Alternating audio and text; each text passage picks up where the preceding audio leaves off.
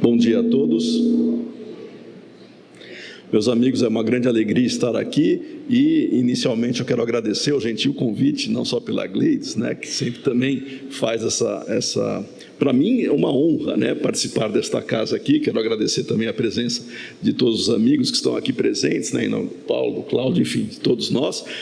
A todos aqueles que estão aqui fisicamente, aqueles que estão nos assistindo e que irão posteriormente assistir a gravação da nossa fala, e da minha esposa, que também veio me acompanhar hoje aqui. Nós temos hoje a grande oportunidade de conversarmos sobre algo que diz respeito a cada um aqui presente. Nós vamos falar hoje sobre o verdadeiro espírita. E por que esse tema diz respeito a cada um? Porque não importa se nós estamos já com essa compreensão daquilo que compete ou competiria àquele que abraça essa filosofia espiritualista chamada espiritismo, ou aqueles que estão chegando agora, ou aqueles que querem conhecer o que seja espiritismo e nem se autodenominam assim. Pode ser que nós tenhamos aqui nesta sala uma pessoa vindo à casa pela primeira vez, e nem sabe o que é o espiritismo. Hoje nós vamos conversar sobre isso, tendo a oportunidade de discorrer sobre o que Kardec, Allan Kardec, o nosso codificador, apontou já dentro do movimento espírita nascente, já no século XIX, quando são lançadas as pedras fundamentais dessa filosofia. Allan Kardec identificou tipos de espíritos. Ele, no livro, o primeiro livro que foi lançado, o Livro dos Espíritos, em 1857, na sua primeira edição, e depois, em 1860, já com uma edição mais ampliada, que é essa que nós conhecemos, com 1019 questões. No Livro dos Espíritos, no final da conclusão desta obra, nós temos no seu item 7, Kardec apontando existirem 3 tipos de espíritos.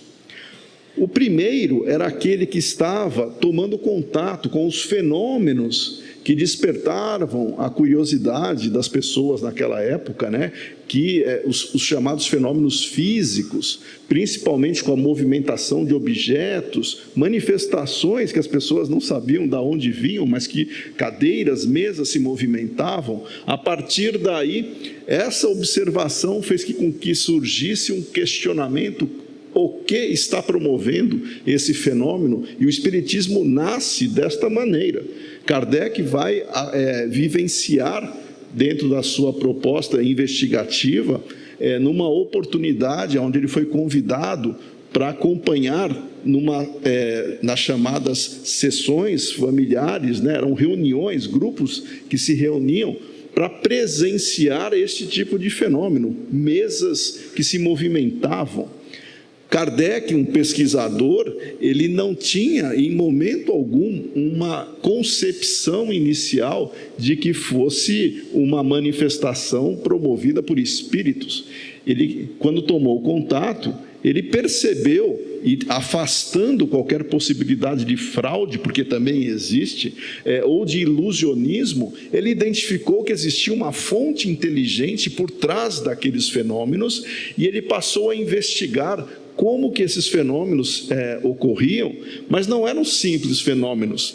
No caso das chamadas mesas girantes, que lá no século XIX virou moda em Paris, não foi o Espiritismo que inventou isso. Kardec nem tinha ainda trazido essas informações para construir o Espiritismo. A doutrina espírita era um fenômeno físico que estava acontecendo como diversão em Paris. E ele foi numa dessas sessões e, neste momento, ele identificou uma fonte inteligente, porque a mesa que se movimentava, ela respondia perguntas dos frequentadores. As pessoas faziam perguntas nessas reuniões e a mesa respondia, se movimentando, batendo, As pessoas diziam: bata uma vez para sim e 2 vezes para não. E faziam questões do tipo: será que eu vou casar assim? Será que vai acontecer isso?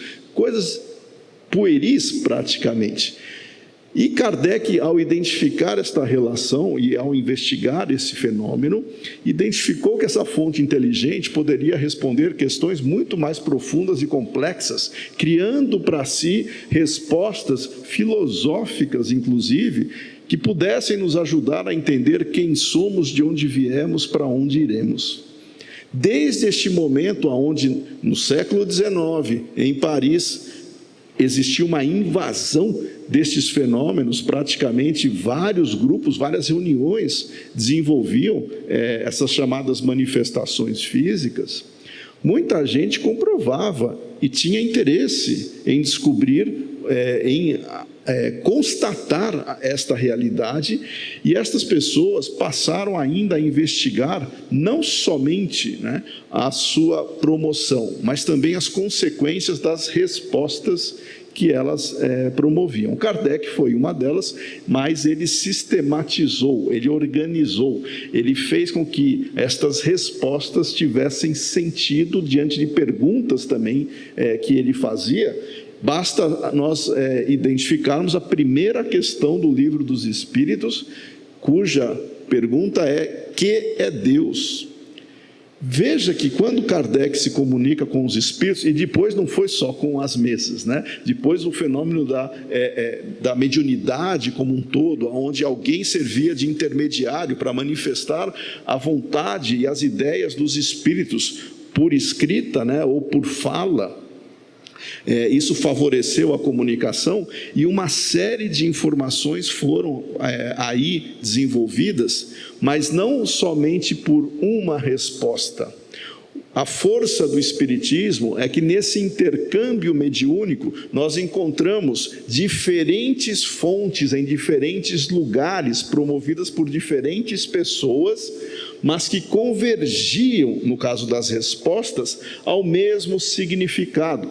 Por isso que o Espiritismo é chamado de doutrina dos Espíritos, e não de Kardec, mas dos Espíritos, porque reúne todas as informações que convergiram em diferentes pontos para uma resposta, para um resultado. E essa primeira questão do Livro dos Espíritos, que é Deus, vejam que não é uma questão qualquer. Quando nós perguntamos que é Deus, nós estamos rompendo uma tradição onde se observava, ou se via, ou se compreendia Deus como uma figura quase que humana. Ninguém perguntou quem é Deus, mas que é Deus. E ao fazer esse tipo de aprofundamento, nós começamos a identificar que podemos aprimorar o conhecimento, não somente dessa realidade invisível que nos cerca, mas também abraçar e entender aquilo que sempre incomodou a humanidade, que é descobrir a natureza do próprio ser humano, do porquê estarmos aqui, qual seria a consequência de nossos atos futuros e para onde nós vamos depois de morrermos. Todas essas questões são apresentadas nas obras de Allan Kardec, que não parou no Livro dos Espíritos e também não se restringiu simplesmente à observação de fenômenos. As consequências morais dessas informações, elas são aquilo que vai determinar e pautar a conduta daquelas pessoas que, ao observarem a realidade dos fenômenos, identificam a força destas informações filosóficas que são ali colocadas, e ao compreendê-las vão também aplicar para si mesmas aquilo que nós precisamos fazer para termos uma vida melhor. Essa é a proposta espírita. Ela surge do intercâmbio mediúnico, obtendo informações sobre a realidade espiritual, mas a partir daí, diante da realidade que os espíritos nos demonstraram, nós compreendemos o porquê de estarmos aqui e qual é a melhor maneira de agirmos em termos de atitudes, de decisões que vão nos tornar melhores e vão nos permitir alcançar a felicidade que todos nós almejamos. A proposta do Espiritismo é muito mais que uma comprovação de elementos ou de fenômenos físicos. É trazer para cada um a oportunidade de olhar para si Reconhecer-se como um espírito já pré-existente, porque não é a nossa primeira encarnação que estamos aqui. Nós descobrimos, pelas informações dos próprios espíritos, que participamos de um processo evolutivo onde fomos criados. Em algum momento, nós não sabemos como nem porquê, por Deus, nós fomos criados, e a partir da criação nós entramos num estágio evolutivo em contato com a matéria para desenvolvermos o nosso potencial moral e intelectual. Cada encarnação que nós temos aqui é uma oportunidade para um aspecto ou alguns aspectos da nossa realidade, e não necessariamente diz respeito a quem está próximo de nós ou ao vizinho. Cada um tem a sua necessidade. Claro que nós, em contato uns com os outros, também aproveitamos esse convívio, e é necessário esse convívio, porque o outro nos ajuda a nos conhecer. As dificuldades que o outro passa são as mesmas dificuldades que nós passamos ou vamos passar em algum momento. Por isso que estamos atraídos num contexto, porque é onde, na média, todos nós, todos, sem exceção, estamos vivenciando a mesma realidade, mas com as suas particularidades evolutivas, mas vivenciando a oportunidade da ajuda mútua. Ninguém reencarna em sociedade para ficar sozinho. Nós reencarnamos para um aprender e ajudar com o outro, mesmo com as dificuldades que isso gera. Ninguém vai dizer aqui, dado o nosso estágio evolutivo, que é fácil, que é tranquilo convivermos. Não é. Desde a oportunidade de uma família, que tem, cada membro da família tem as suas características, trazidas também de um passado, que manifesta-se naquele momento e nós interagimos uns com os outros, desde esta situação, onde somos atraídos para o núcleo familiar, nós vamos aprender com os outros o que tem e o que nós precisamos vivenciar. Veja, ninguém está em algum lugar por acaso. Nós estamos porque atraímos e somos atraídos, e vamos aproveitar aquele momento tomando decisões, buscando o nosso aprimoramento e contribuindo para o aprimoramento do próximo. Essa é a ideia que nós literalmente obtivemos dos espíritos. Nós reencarnamos para trabalhar, para estudar, mas principalmente para nos aperfeiçoarmos moral e intelectualmente. Esse é o objetivo da encarnação, fruto do conhecimento que os espíritos nos trouxeram nesse processo evolutivo. Muito bom. Mas a ideia que nós precisamos vivenciar é o seguinte: uma vez que nós temos a oportunidade de conhecer as informações espíritas ou da realidade espiritual que Kardec organizou e nos apresentou, a partir desse momento nós temos escolhas. O que eu vou fazer com essas informações?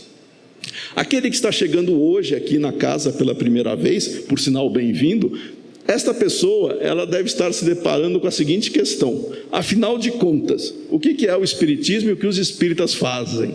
Quero conhecer, quero observar. E aqueles que já estão aqui há muito tempo, não necessariamente no SEAC, Paulo, mas que já estão vivenciando a doutrina espírita há bastante tempo, têm uma compreensão mais adequada sobre essa realidade e vão olhar para si até que ponto eu estou aproveitando essa oportunidade que eu tenho nesta encarnação de tomar contato com esta realidade. Nós temos essa situação de tomar a decisão do que fazer com aquilo que nós temos como conhecimento. E isso é uma responsabilidade, porque quanto mais se sabe, maior a responsabilidade. Então veja que os espíritas em si, quando nós nos autodenominamos espíritas, nós estamos buscando aplicar aquilo que nós conhecemos para a nossa vida. O espírita não é simplesmente aquele que se declara: eu sou espírita. Muitas vezes alguém faz isso porque leu um romance, leu alguma coisa sobre a realidade espiritual e acha que o fato de conhecer que a vida continua e que nós podemos interagir uns com os outros após a desencarnação, isso já torna alguém espírita. Não. O espírita, ele conhece os princípios da doutrina espírita, compreende a inter-relação que existe entre esses conceitos e, acima de tudo, ao tomar conhecimento da realidade, ele procura aplicar isso para si. Alguns de uma maneira específica, outros, cada um no seu ritmo. E aí a gente vai já entrar naquilo que Kardec escreveu, na conclusão do Livro dos Espíritos, no seu item 7, sobre os tipos de espíritas, dos 3 que ele identificou. Aquele que só se preocupa e gosta de compreender a realidade dos fenômenos, os fenômenos do intercâmbio mediúnico, ele compreende, ele sabe que existe. O outro tipo, que supera isso, que além de compreender essa realidade dos fenômenos, identifica as consequências morais decorrentes das informações que os espíritos nos trazem. Ou seja, vai muito além da constatação de que existe uma realidade espiritual. Compreende e percebe a necessidade de autoavaliação e aplicação do conhecimento para sua melhoria moral. E o terceiro tipo que Kardec identifica nesse item da conclusão do Livro dos Espíritos, no item 7, é aquele que sabe de tudo isso e se esforça necessariamente para se melhorar. Ou seja, nós temos 3 níveis de compreensão dos fenômenos que nós encontramos no intercâmbio mediúnico. Nós temos a identificação das consequências morais ao conhecer estas informações que os espíritos nos trazem, e nós temos a aplicação desse conhecimento em nós mesmos. E Kardec, já indo agora para o Evangelho segundo o Espiritismo, que é mais uma obra, que foi publicada, uma das chamadas obras fundamentais do Espiritismo, lá no seu capítulo 17, intitulado Sede Perfeitos, no seu item 4, nós encontramos os bons espíritas, e dentro desse item nós identificamos aquilo que chamaríamos dos verdadeiros espíritas. São aqueles que efetivamente estão nessa terceira etapa. Nós já conhecemos os fenômenos, identificamos as consequências morais e aplicamos isso, cada um no seu ritmo, para nós nos melhorarmos. Esse é o verdadeiro espírita, e não aquele que se contenta em saber que existe a realidade espiritual, mas não se esforça em se transformar, em se melhorar. Não sei se todos já ouviram aqui falar, mas algumas pessoas, de maneira um tanto jocosa, diz o seguinte: olha, isso daqui eu não quero me esforçar para melhorar, fica para a próxima encarnação. Já ouviram essa frase? Fica para a próxima encarnação. Quando a pessoa brinca em falar isso, na verdade ela não sabe a seriedade que ela está fazendo, porque ao desperdiçarmos oportunidades evolutivas que nós temos, não que nós não tenhamos novas oportunidades, claro, a gente sempre vai ter oportunidade, é a facilidade em superá-las, porque às vezes a dor e o sofrimento entram nessa equação para nos fazer despertar sobre essa seriedade. Ninguém aqui nasceu para sofrer, ninguém aqui nasceu para vivenciar experiências doloridas, no sentido de nós passarmos por coisas desagradáveis.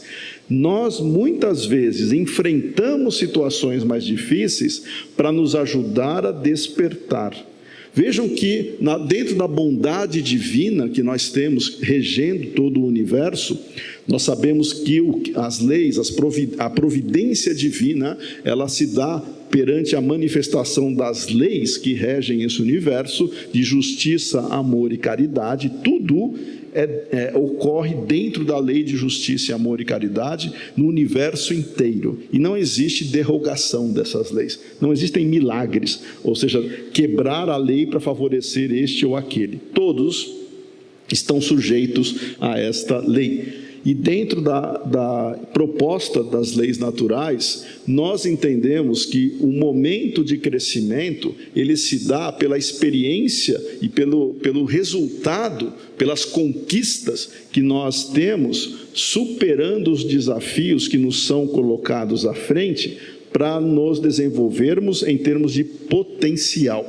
Falamos no começo, né, da pergunta número 1, que é Deus, mas aqueles que já tiveram a oportunidade de avançar, não só no livro dos Espíritos, mas também no livro dos Médiuns, no Evangelho segundo o Espiritismo, no livro Céu e Inferno e no livro A Gênese, que são as 5 obras consideradas fundamentais para o Espiritismo, quem já teve a oportunidade de conhecer e avançar neste conhecimento, vai vivenciar a experiência de identificar aquilo que estamos passando hoje em algum momento daquilo que os Espíritos já nos disseram sobre esta necessidade evolutiva. Ninguém passa por algo se não for algo útil para crescer, por mais desagradável que isso possa parecer. Na escala espírita, vejam que os espíritos, Kardec perguntou, claro, né, nós temos uma noção no processo de crescimento espiritual, nós espíritos, Kardec perguntou, né, onde nós nos encontramos, os espíritos deram uma referência, desde o momento da criação, onde nós já temos consciência do bem e do mal, nós entraríamos numa fase chamada primitiva, né? Onde os espíritos que estariam nesta fase ocupariam ambientes, né, chamados de mundos primitivos, reunindo espíritos afins. E na escala evolutiva, né, que é infinita dentro do universo, nós temos uma progressão de valores, de conceitos, de entendimento e de aplicação para nós nos tornarmos bons. Depois dos mundos primitivos, nós entendemos aquilo que os Espíritos disseram. Vocês, nós aqui, estão num nível evolutivo chamado, habitando um mundo onde a ignorância, onde o orgulho e o egoísmo prevalecem. Nós ainda temos uma manifestação bastante pautada para satisfazer as nossas necessidades em detrimento do próximo, sem nos preocuparmos com o próximo. Mundos semelhantes ao da Terra, onde nós nos encontramos, são considerados de expiações e provas. Nós já saímos daquelas primeiras etapas primitivas, onde o instinto também se manifesta de maneira mais efetiva, e já ocupamos um ambiente onde sabemos que devemos superar os problemas gerados pelo orgulho e pelo egoísmo, que popularmente se caracteriza como mal, para fazer com que o bem, ou seja, a prática da caridade, do amor, do respeito, da convivência mútua, pautada na fraternidade, ela possa ser alcançada. Mundos que já estão, os seus habitantes já conseguem aplicar isso para si mesmo e para o próximo, aonde o bem já começa a superar o mal, são chamados mundos de regeneração, ou seja, o orgulho e o egoísmo já tem menos espaço dentro da convivência entre todos. Só para se ter uma noção de referência de escala, nós estamos ainda no planeta de expiações e provas, aonde encontramos essas dificuldades promovidas por quem? Por nós mesmos. O outro que promove situações que nós muitas vezes até colocamos, nossa, que absurdo acontecer isso. Como que alguém consegue agir desta maneira? Se está convivendo conosco, é porque é o mesmo nível que nós estamos vivenciando. Talvez nós fizéssemos a mesma coisa se estivéssemos no lugar dele, ou quem sabe já fizemos no passado. Nós não podemos julgar o outro simplesmente por um ato isolado, porque nós não conhecemos o contexto. Claro que nós aprendemos o que não fazer. Quando nos deparamos com o mal na sua expressão, nós sabemos que isso não é agradável, que isso daí deve ser evitado. O verdadeiro espírita, ele sabe que ele não é ainda um ser que já alcançou uma situação onde o bem prevalece plenamente dentro de si. Ele está buscando, ele está se esforçando para fazer isso. Mas nós vamos enfrentar desafios, e esses desafios não é o outro. Muita gente gostaria, adoraria, né, que o planeta já mudasse de expiações e provas de regeneração, eliminando os outros. Eu não vejo a hora, né, Paulo? Muita gente diz o seguinte: eu não vejo a hora desse planeta se transformar moralmente, né? De sair desse estágio e ir para um estágio melhor. Estou aqui esperando. Essas pessoas que prejudicam não saem desse planeta, né? Como se ela não tivesse nada a ver com isso. Não é eliminando ou afastando o outro que nós vamos melhorar o planeta. É nos melhorando é que a gente vai dar o exemplo e ajudar os outros também a melhorar. Enquanto nós não melhorarmos, o planeta não muda. Não adianta achar que o planeta vai melhorar por si só e a gente vai acompanhar por inércia, né? Sem fazer nada esse processo. Se nós não acompanharmos o processo evolutivo da maioria das pessoas, nós seremos atraídos e somos atraídos para ambientes afins a continuar o nosso progresso e não atrapalhar mais aqueles que querem melhorar. É isso que acontece nos mundos que nós temos, segundo os espíritos, no universo inteiro. Nós somos atraídos para o ambiente mais adequado. Se nós não acompanharmos o nível evolutivo de determinado ambiente, nós somos atraídos para outro ambiente. Assim como outros espíritos são atraídos para cá também. Veja que é uma cadeia contínua que não tem nenhuma restrição em termos de barreira física. O espírito está onde ele precisa estar, seja nesse planeta, em qualquer outro. Ele vai necessitar continuar o seu processo evolutivo. Até quando? Eu falei de expiações e provas e regeneração, mas continuando ainda a evoluir, já aqueles que, quando já temos espíritos bons que efetivamente alcançaram um grau evolutivo aonde o bem já supera o mal e ele se afasta do orgulho e do egoísmo, já temos os espíritos bons, planetas mais felizes, que nós poderíamos chamar assim, aonde a fraternidade e a solidariedade prevalece, porque a comunidade ali presente já traz isso dentro de si. Não é o planeta, são as pessoas que fazem aquela média evolutiva se manifestar dessa maneira. E o último grau, o grau máximo que o espírito está sujeito, que os espíritos também colocaram, está lá na questão número 113 do Livro dos Espíritos, são os chamados espíritos puros, que já desenvolveram todo o potencial da perfeição relativa de que nós somos suscetíveis em termos de desenvolvimento moral e intelectual no universo, e alcançaram a felicidade plena, não necessitando mais reencarnar, inclusive. Este nível de espíritos puros, todos nós carregamos aqui o potencial, desde a criação. Não é algo que vem de fora para dentro. Quando Deus nos criou, Ele já nos criou com a potência da perfeição, todos, sem exceção. Todos aqui são espíritos puros em potência, em processo de realização.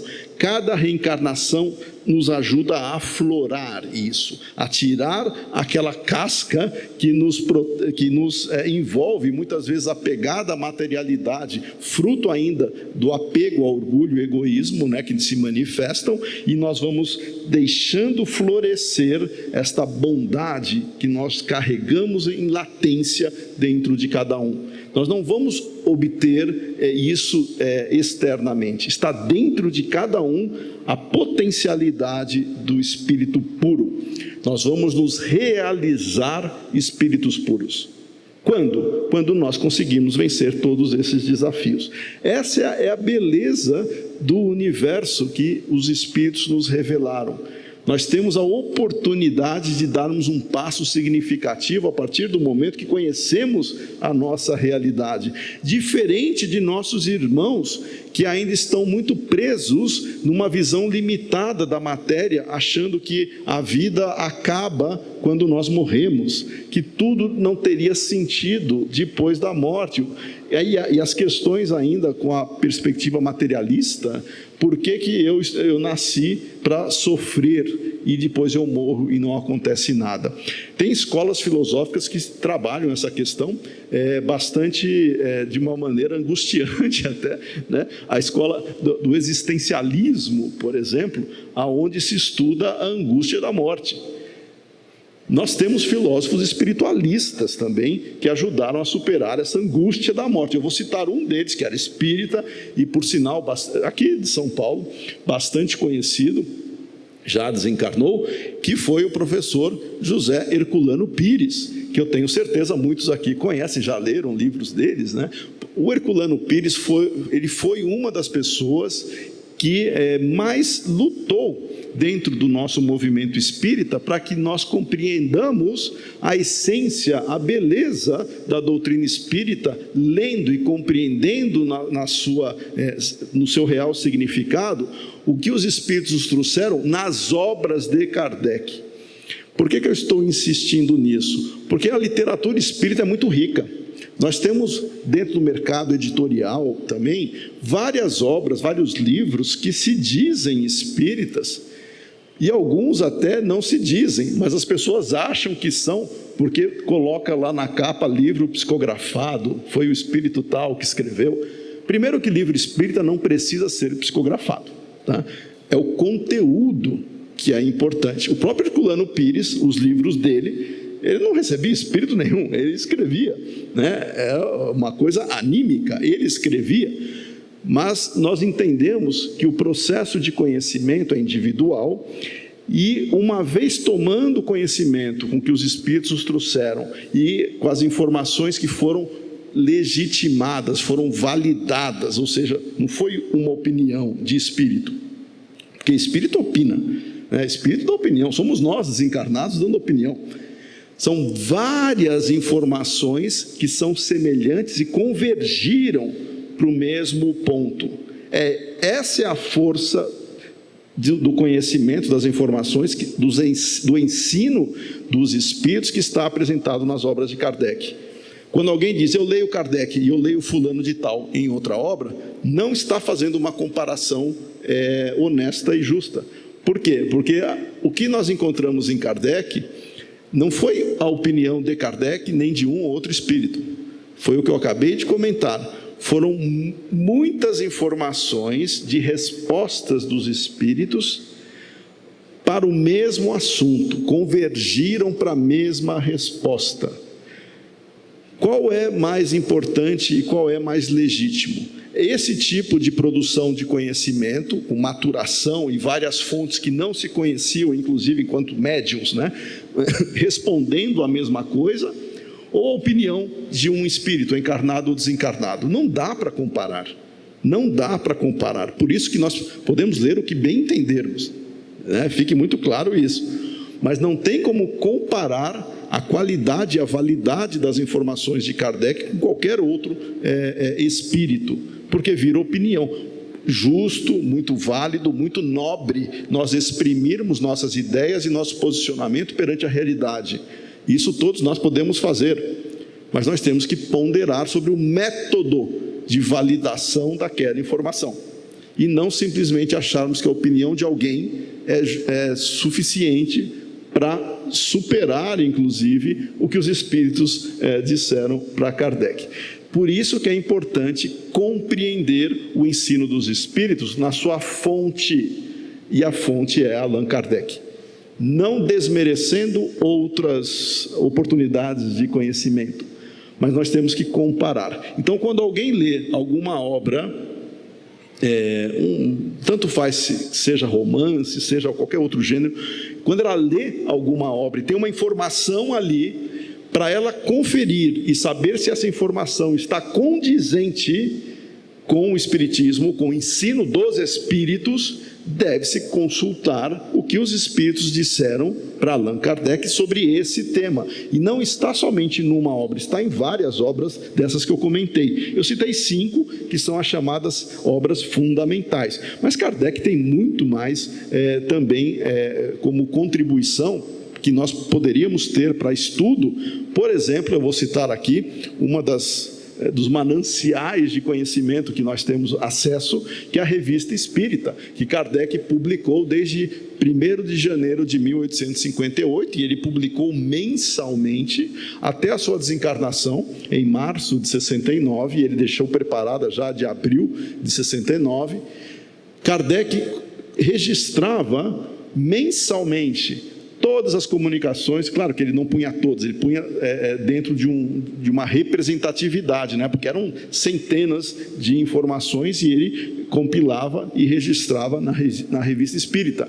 Colocava dados sobre o próprio movimento espírita, os embates, né, que o espiritismo estava tendo na sociedade da época, porque o espiritismo não foi aceito calmamente, né? Para você colocar ideias novas que estavam ali contradizendo outras ideias e noções já estabelecidas há muito tempo, tanto na parte religiosa, né, porque as religiões já estabelecidas tinham respostas que o espiritismo colocava de uma maneira diferenciada sobre quem somos, de onde viemos, para onde iremos, contrapôs-se com a ciência da época, as correntes materialistas que não admitiam a comunicação com os espíritos, e também contrapôs-se com a linha filosófica que já estava fechada, né, em algumas correntes. Veja que o espiritismo, quando ele surgiu para o diálogo, ele surgiu para trazer quase que uma revolução cultural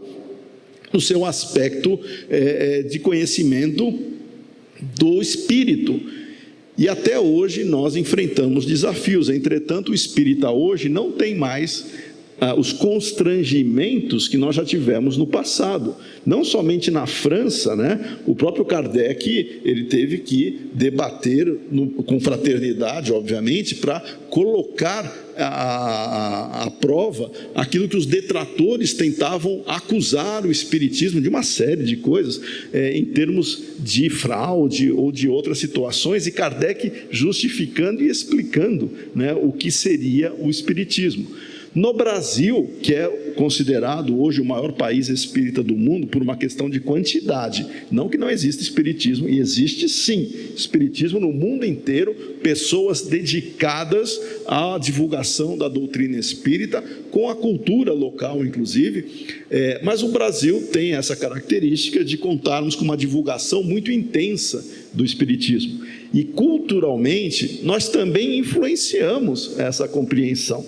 Desde do século XIX mesmo, no final do século XIX, quando as primeiras obras, ainda em francês, chegaram no Brasil e passaram posteriormente a ser traduzidas e começaram a ser disseminadas no nosso país. Desde esta época, também nós temos embates com a igreja, com o Estado, com correntes filosóficas, porque o espiritismo, ele incomoda quando você tira verdades sedimentadas para algumas pessoas e a pessoa não quer achar que a verdade dela está sendo questionada. Inclusive leis, obviamente ninguém aqui talvez tenha vivenciado isso, né? Todos muito jovenzinhos, mas nós já tivemos no passado lei proibindo reuniões espíritas, por influência inclusive da igreja, da igreja católica. Mas o espírita era visto como alguém, quase como um pária dentro da sociedade, porque afrontava as verdades religiosas da época, e para superar isso não foi tão fácil assim, porque nós precisávamos de pessoas perseverantes e que não se intimidassem diante das pressões que nós tínhamos para constranger os espíritas. Hoje é mais fácil ser espírita, hoje virou até moda ser espírita para muita gente. Não, o que você é? Sou espírita, né? Veja, porque cria quase que um ambiente alternativo, né? A pessoa se diz até, para alguns, sofisticada, né? Sou espírita. Essa conquista que nós tivemos de você afirmar-se espírita sem nenhum constrangimento, ela não foi à toa também, porque nós tivemos valorosos trabalhadores e divulgadores da doutrina que enfrentaram obstáculos e pressões da sociedade para superar esta imagem de pessoas que estavam fazendo alguma coisa errada, né? Que nós éramos acusados de ter parte com o demônio, não se pode comunicar-se com os mortos, porque está na Bíblia. A pessoa não entendeu o que seria o conceito, inclusive bíblico, né, para justificar isso. E o espiritismo, os trabalhadores espíritas com perseverança, paciência e sabedoria, passaram a esclarecer o que fosse. Mas está lá nos princípios espíritas, ou seja, nós não mudamos nada, já está ali apresentado nas obras de Kardec. É que culturalmente nós também vamos nos adaptando a esse processo. Então, se hoje é mais fácil alguém se declarar espírita, por que que nós ainda enfrentamos dificuldades, não com os outros, mas com nós mesmos, conosco mesmo, para nós enfrentarmos aquilo que está dentro de nós em termos de orgulho e egoísmo? O nosso trabalho não é para mostrar para os outros que somos espíritas, é para exemplificarmos aquilo que nós acreditamos sem ter que declarar-se espírita. Não precisa, basta agir bem. Por sinal, agir bem é aquilo que faz o ser melhorar. Tanto faz o rótulo que ele carrega, a filosofia que ele abraça. Se ele age bem, ele está no caminho certo. Mas nós agimos bem porque conhecemos essa realidade e sabemos o quão ela é importante para nos ajudar a nos fortalecer e superar estes desafios. É muito mais fácil, eu não estou falando que não é doloroso, mas é muito mais fácil quando nós conhecemos a realidade espiritual, sabendo que a vida continua, de enfrentar uma desencarnação de um ente querido e vibrando, pensando algo bom, irradiando pensamentos positivos para esta pessoa que continua a receber todo o amor e carinho. Isso nos conforta. O Espiritismo é considerado o consolador prometido porque ele consola, ele vence a morte, ele nos mostra para onde vamos, ele nos ajuda a superar desafios. Temos tudo isso de conhecimento, e o verdadeiro espírita aproveita isso e busca transformar-se. Aquele que ainda se compraz em pequenas situações de que eu sou espírita porque eu acredito na continuidade da vida, ok, muitas pessoas acreditam também. Qual é a diferença que nós poderíamos ter? Eu vou exemplificar isso vivenciando experiências, mesmo contra hábitos e tendências que eu carrego arraigado em mim, não só desta encarnação, mas de encarnações anteriores, fruto do comportamento egoísta e orgulhoso. Eu vou deixar de satisfazer paixões para me esforçar a ser alguém mais equilibrado e vivenciar experiências onde eu leve ao próximo pelo menos uma satisfação, pelo menos algo bom, e não simplesmente que eu queira explorar ou tirar algo do outro para me beneficiar, que é fruto do egoísmo. Nós precisamos fazer isso na nossa vida e exemplificar, e não é quando estamos sozinhos lendo. Quando estamos lendo sozinhos, nós gostamos, nós criamos imagens, como vai ser bom eu agir dessa maneira. Mas quando nos colocamos à prova, aí sim nós vamos vivenciar a experiência de sermos espíritas. E não é na casa espírita. Na casa espírita é fácil ser espírita. Por que é fácil ser espírita na casa espírita? Porque todo mundo, ao subir as escadas ali, mesmo antes, Paulo? Ao virar a esquina ali, eu estou indo para o SEAC. Aí a pessoa já faz cara de espírita. Qual é a cara de espírita que ela faz? Alguém ponderado, alguém lá equilibrado, que não vai brigar com ninguém, faz aquela postura de equilíbrio. Aí está subindo as escadas ali, se alguém inadvertidamente esbarra ou pisa em seu pé, ele, já sabendo que o Espiritismo tem como perdão uma das suas bandeiras, ele olha para o próximo e diz: eu te perdoo, meu irmão, eu sei que foi sem querer. Ele faz isso aqui, mas na hora que nós estamos lá no centro da cidade ou correndo em algum lugar e alguém faz a mesma coisa, pisa em nosso pé, será que nós olhamos para ele e dizemos: eu te perdoo, meu irmão, eu sei que não foi sem querer? Ou até no trânsito, porque o trânsito é complicado, alguém no trânsito promovendo uma situação um tanto estressante, e a pessoa ali, vou dar um exemplo, quase que não acontece, eu tenho certeza que aqui talvez alguém já tenha visto de longe, mas imagina que alguém está devagar, você está com pressa e tem alguém devagar na frente. Algumas pessoas, de maneira bastante intensa, se servem daquele instrumento que tem na direção, que você aperta e um sinal sonoro é emitido. e com intensidade, né? Para a pessoa sair da frente. Veja, nada impede você ter pressa e se comportar. É como nos comportarmos diante dessas situações. Agora imagine se nós estivéssemos dirigindo e soubéssemos que aquela pessoa ali na frente é um companheiro nosso aqui da casa espírita. Você daria um sinal sonoro com intensidade? Talvez um sinal sonoro pequenininho, mas não com tanta intensidade. É a mesma coisa, quando nós sabemos o ambiente onde nós procuramos estar, nós agimos conforme aquele ambiente espera de nós. Na fila do supermercado, né, Gleitz? A pessoa está lá na fila do supermercado, vem alguém e fura a fila lá, a pessoa já arma o escândalo. Ninguém está falando para deixar as coisas acontecerem, é como reagir. Imaginem sempre que tem alguém perto de você que seja espírita e te conheça e está do seu lado olhando o que você está fazendo. A gente começa a mudar o comportamento. Então é bom ser espírita na casa espírita. A gente faz cara de espírita, fica todo mundo feliz. Esta cara de espírita, muito bem, né? Sorrindo. Aqui todo mundo fazendo cara de espírita. Quando está ainda sendo filmado é uma beleza, né? A pessoa vem aqui e faz aquela postura e tal, né? Esse tipo de situação é normal para o ser humano, é psicológico. A gente age assim. Inclusive, a turma aí de administração de empresas tem até uma frase bastante conhecida que diz o seguinte: quando a pessoa vai ser avaliada no desempenho do seu trabalho, a frase é a seguinte: diga-me como serei avaliado e eu te direi como me comportarei. Porque ela vai comportar daquilo que vai trazer benefícios da avaliação. Agora nós espíritas, e já olhando o tempo, antes que a Gleitz fique brava aqui, mas já olhando aqui a nossa situação, nós nunca estamos sozinhos em termos espirituais. Nós sempre temos companheiros espirituais ao nosso lado. As nossas companhias espirituais, elas são convidadas a estarem conosco pelo nível, pela qualidade de nossos pensamentos. Nós atraímos as companhias espirituais. Somos nós não somos vítimas indefesas. Nós atraímos as companhias espirituais. Que tipo de companhia espiritual nós queremos ter? Bons espíritos amigos, espíritos fraternos que nos orientem, que nos ajudem.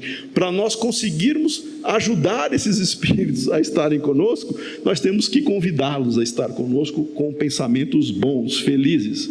O pensamento oposto de raiva, ira, rancor, mágoa, remorso e qualquer situação que desgasta e abala emocionalmente o ser humano, você se fragiliza e dá brechas para pensamentos negativos desta mesma natureza também se infiltrarem. Não que eles vão fazer que as suas decisões passem sem você agir, não. Nós somos responsáveis por qualquer decisão que nós tomarmos. Ninguém aqui vai justificar: olha, desculpa, eu falei aquilo porque não era eu, era um espírito malévolo que estava do meu lado e foi ele que falou isso para você. Eu até tentei convencê-lo, mas não, foi ele que falou isso para você. Não, nós é que agimos por sintonia. Se tem espíritos com pensamentos negativos próximos a nós, é porque nós estamos deixando. Esse tipo de conhecimento faz com que nós tenhamos a seguinte situação: se nós nunca estamos sozinhos, todos, até quem mora sozinho em casa, fisicamente, tem espíritos ali. Nossa, na minha casa tem espírito? Tem. Você que chegou hoje à casa espírita pela primeira vez, não fique com medo, tá? São espíritos, em qualquer lugar tem, aqui no salão tem, né? Do lado do Paulo lá tem, qualquer lugar tem espíritos. Tá? Mas nós vamos saber que esses espíritos estão nos observando constantemente, mesmo sozinho em casa, veem tudo que nós fazemos, absolutamente tudo. Não existe privacidade com o mundo espiritual.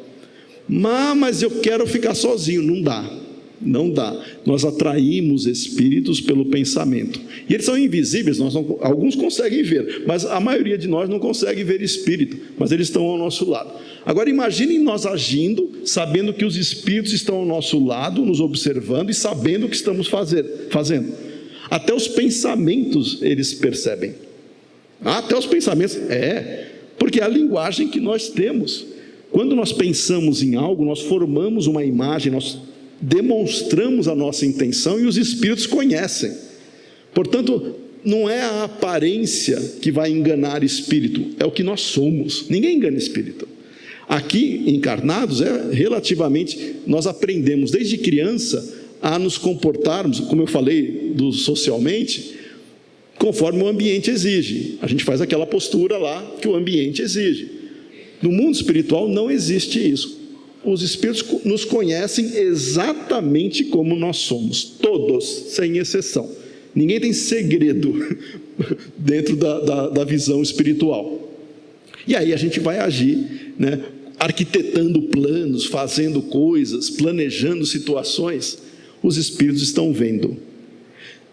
Vamos experimentar uma vez fazer isso. Quando nós tivermos pensamentos negativos, vamos imaginar que nós temos, e nós temos mesmo ao nosso lado, observadores. Como é que nós vamos nos comportar? E agora imagine que esses observadores, eles gostem de nós e ficam tristes quando nós erramos, quando nós agimos de maneira equivocada. Já outros observadores que querem nos prejudicar por algum motivo, eles adoram quando nós insistimos no erro, quando nós fazemos algo negativo, quando nós nos prejudicamos em geral. Qual deles nós queremos ter como companhia nos auxiliando? É neste momento que nós pedimos a Deus, naqueles momentos mais tensos, quando emocionalmente nós estamos mais sujeitos a termos abalos, que nós vamos pedir a Deus pela prece, pode pedir, mas quando eu falo pela prece, não precisa adotar alguma postura diferente. Peça a Deus para ser ajudado, porque ao mobilizarmos recursos sinceros, nós atraímos companhias espirituais agradáveis. O bom espírita e o verdadeiro espírita sabe disso. Por mais difícil que possa parecer, de novo, nós erramos mesmo. Ninguém aqui está sujeito, ninguém aqui vai se dizer perfeito, senão nós nem estaríamos encarnados aqui. Por sinal, é uma verdade, ninguém reencarnou nesse planeta por acaso, tá? Nós reencarnamos porque o orgulho e o egoísmo ainda prevalecem em nós. Eu estou aqui por engano. Não, você está aqui porque você está no mesmo nível evolutivo de todo mundo, mas um passo a mais já é uma conquista que nós damos, um passo a mais. E agora, para encerrarmos a nossa conversa, o verdadeiro espírita, ele identifica em si, como disse Santo Agostinho, quando Kardec perguntou qual é a melhor maneira para nós nos aprimorarmos, para nós crescermos, a resposta foi: conhece a ti mesmo, o autoconhecimento. E aí vem Santo Agostinho dizendo o seguinte: olha, quando eu estava encarnado, eu fazia o seguinte: antes de dormir, eu fazia uma revista, tudo aquilo que eu fiz durante o dia, se eu acertei, se eu errei, se eu poderia ter feito mais, se eu deixei de fazer o bem, porque isso me permite conhecer aquilo que poderia me fazer melhor. Santo Agostinho dizendo isso. Nós podemos agir da mesma maneira, vamos passar em revista a nossa vida, o nosso comportamento, mas não todos os dias, um dia só. Uma situação, uma experiência que nós identificamos ali, uma oportunidade de sermos úteis, vamos nos esforçar para ser, e se erramos, vamos procurar reparar aquilo que fizemos, identificando em nós algo positivo e valorizando isso. Somos especialistas em identificar coisas negativas nos outros, porque nós carregamos isso. Achar defeito nos outros, nós achamos assim, olha para a pessoa e já lista 10 defeitos da pessoa. Vamos fazer o contrário, vamos olhar para alguém e identificar coisas boas que aquela pessoa pode carregar, porque nós já começamos a exercitar o olhar, né, positivo, para vivenciarmos uma experiência de olharmos isso em nós também. Nós somos muito, eu diria quase que irresponsavelmente tolerantes com os nossos erros e muito firmes com os erros dos outros. Vamos ser nós mais rígidos com os nossos erros, porque nós precisamos vivenciar uma experiência de crescimento. Esse é o verdadeiro espírita. Ele não é perfeito, ele reconhece que tem problemas, mas ele se esforça por transformar-se moralmente. Então, nesse sentido, nós fechamos agora a nossa conversa, a nossa palestra, com esta frase que Kardec nos deixou, né, em termos de o verdadeiro espírita é aquele que busca transformar-se moralmente, que busca combater as suas más inclinações. Esse é o verdadeiro espírita, mesmo nós ainda não nos mostrando perfeitos. E Espírito da Verdade nos disse: espíritas, é para nós, espíritas, amai-vos, eis o primeiro ensinamento, instruí-vos, eis o segundo, porque se nós não nos melhorarmos e conhecermos essa realidade, nós não vamos saber agir de maneira adequada. Então, estudando Kardec, nós vamos conhecer elementos que vão nos propiciar condições de entender a realidade e agirmos melhor. E aí sim, nós seremos aqueles que vão divulgar o Espiritismo pelo exemplo e superando dificuldades, ainda que no seu ritmo, que poderia ser e deve ser experiência nossa nesta encarnação. Somos espíritas porque queremos, não porque alguém disse para nós sermos. Vamos assumir essa responsabilidade e praticarmos a verdadeira caridade. Muita paz a todos.